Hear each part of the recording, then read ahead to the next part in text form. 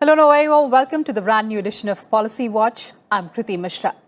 Today we'll analyze government's decision to liberalize defense aerospace and warships production. The manufacturing of these items will now be covered by Industries Development and Regulation Act. This will not require any license under the Arms Act. As part of the Make in India program, the government encourages the production of defense equipment in the country through various policy measures, giving preference to buy Indian, buy and make Indian for various categories of defense acquisition. And for more on this, I'm joined by Dr. Subhash Chandra Pandey, Special Secretary and Financial Advisor, Ministry of Commerce and Industry; Brigadier Rumal Dhaya, former Deputy Director General, Institute for Defense Studies and Analysis; and Mr. K. Badrinath, Editor Policy, Financial Chronicle. Welcome to Rajya Sabha Television, all of you. Dr. Pandey, manufacturing of items of defense, aerospace and warships will now be covered under the Industrial Development and Regulation Act. Now, what are the provisions of this act that would govern the production of these items? You see, actually it is a misnomer to say it will now be governed by IDRA. If you, to put a little background to it, the Industries Development and Regulation Act 1951 puts defense industries, arms and ammunition and explosives, all this in a broadest term, under the schedule of industries which are required to be regulated by the central government in national interest. Then Arms Act followed in 1959, which also talked about control on arms and ammunition, manufacture, sale, use, everything, all aspects of it. So both are enactments of Parliament. Both have provisions for licensing of arms and ammunition. The objectives of the legislation are different, and the lens with which the applications are to be examined, those are different. And therefore, apparently, in public perception, sometimes this misconception arises as if it is with DIPP or with MHA, then could be different perception about what is the government's intent. Basically, ever since 2001, when the defense manufacturing sector has been gradually opened for private manufacturing, in a process of attrition, the items are being taken out of the list of compulsory licensing. And before this circular we issued on press note issued on 1st January, 2014, we rationalized the list with in consultation with Defense Ministry, which clearly identified the defense items which would require license under Industrial Development and Regulation Act, separate category which will require under Arms Act, and even under Arms Act, the licensing authority is the government or any authority not authorized by the government.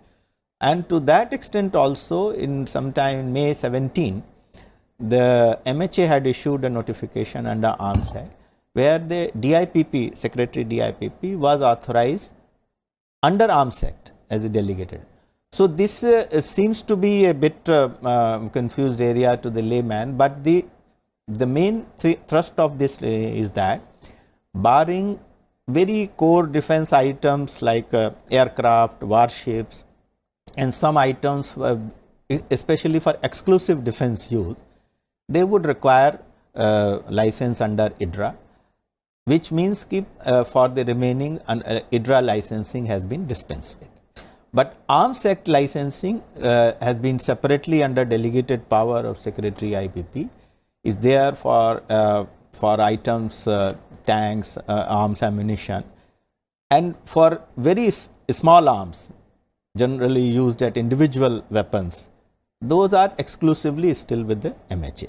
So there has been this broad categorization, and the recent exercise is just a part of that continuing effort.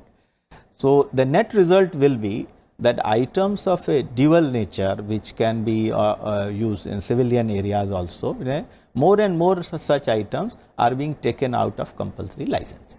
Right. Mr. Badrinath, tell me, what were the rules earlier, and how would this move ensure further ease of doing business?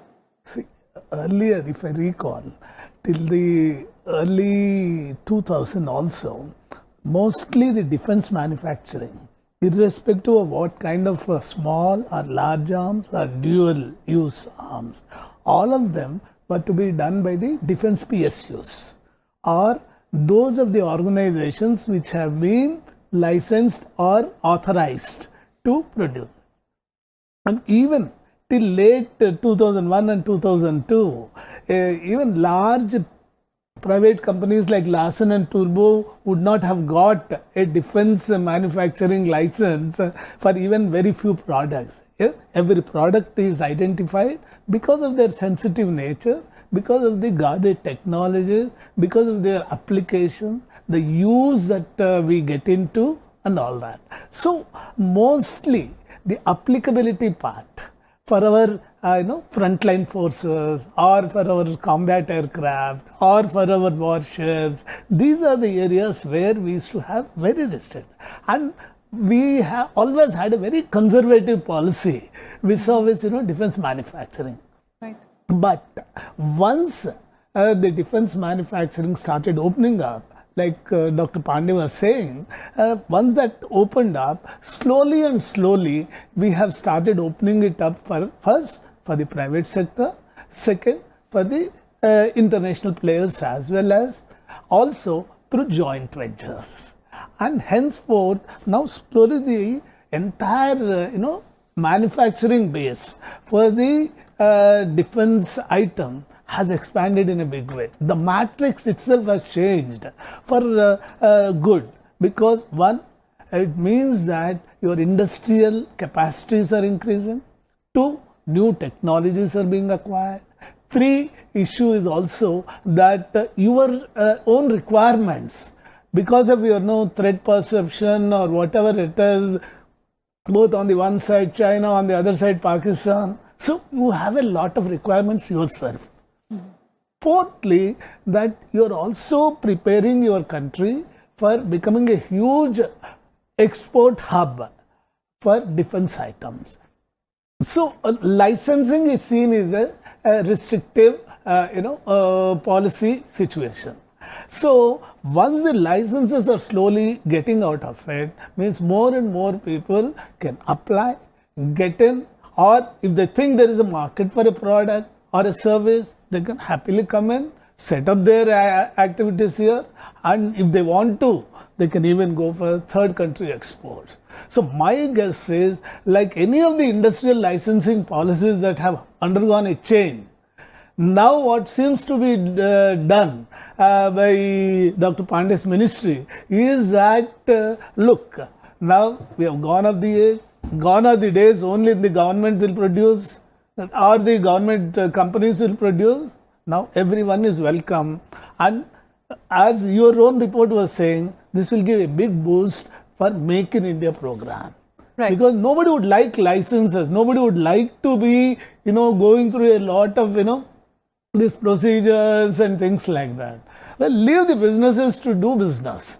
And defense has become a huge industry, not only in India, world over.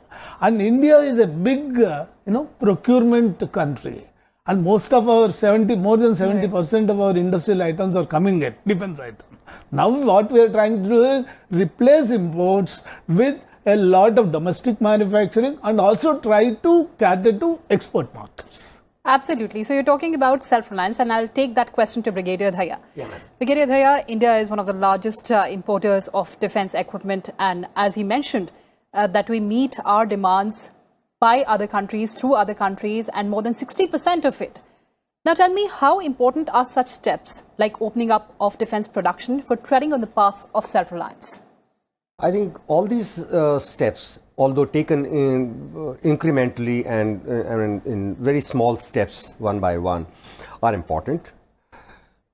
But unfortunately, when we deal with this particular subject in isolation from the subject of placing orders on defense of defense items on the private industry, we find that the end result tends to be very, very modest achievement rather than a big bang achievement. We've been talking about exports. We've been talking about equipping our armed forces by domestically produced equipment. But the result, as you see, is not really good. It is dismal in some cases. What's happening is this,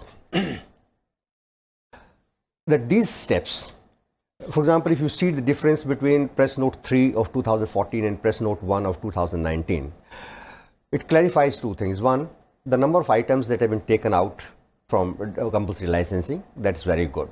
It has also gone ahead and said, for example, in UAV's case, it has said what kind of UAVs don't require license, what kind of UAVs will require license. So similarly, there is a clarificatory aspect of it. And secondly, it is divided into two parts. 2014 was a simple part, a single one part. 2019, on the other hand, clarifies it and puts it in two parts. For example, warships, aircrafts and allied things, and other specific equipment which is related to armed forces, for example, the signal intelligence equipment, etc., has been put out of the license. So it's good. I'm not saying that it is bad. It is required. But making the procedures puritanical, making the procedures alone, focusing on procedures alone and not taking decision on procurements, for example, negates everything. Let me give you an example. Between 2014 and 15, at the IDSA, we held about 14 meetings between the defense industry and the Ministry of Defense, including the procurement wing people. And we came out with huge number of suggestions. Some of them were implemented. To the credit of Ministry of Defense, I must say they implemented. For example, the licensing period from 3 years, it was increased to 5 years first and 7 years later. What all items could be given, direct orders could be placed directly with the defense, private defense industry players. All these were very good steps, incremental steps. But despite that, certain projects like the aircraft, transport aircraft to be produced by Tatas and Airbus have never seen the light of the day. Now, there could be many reasons why, whether it is the ministry officials who are afraid of taking decisions for fear of CCC, or could be anything else, or could be the political slugfest that takes place, or defense production. The end result is that all these policy changes that are taking place end up being contributing in a very, very small measure. But you're talking about implementation. Implementation is something which and procurement is important. Secondly, yeah, that is one part. And the second part is, let's take all these steps together in one go, rather than one ministry taking small steps now, another ministry taking small steps next. Let's all sit down together and see where are the bottlenecks and what needs to be done. And so all of them can sit down together, take a decision and smoothen up the path of procurement. Right.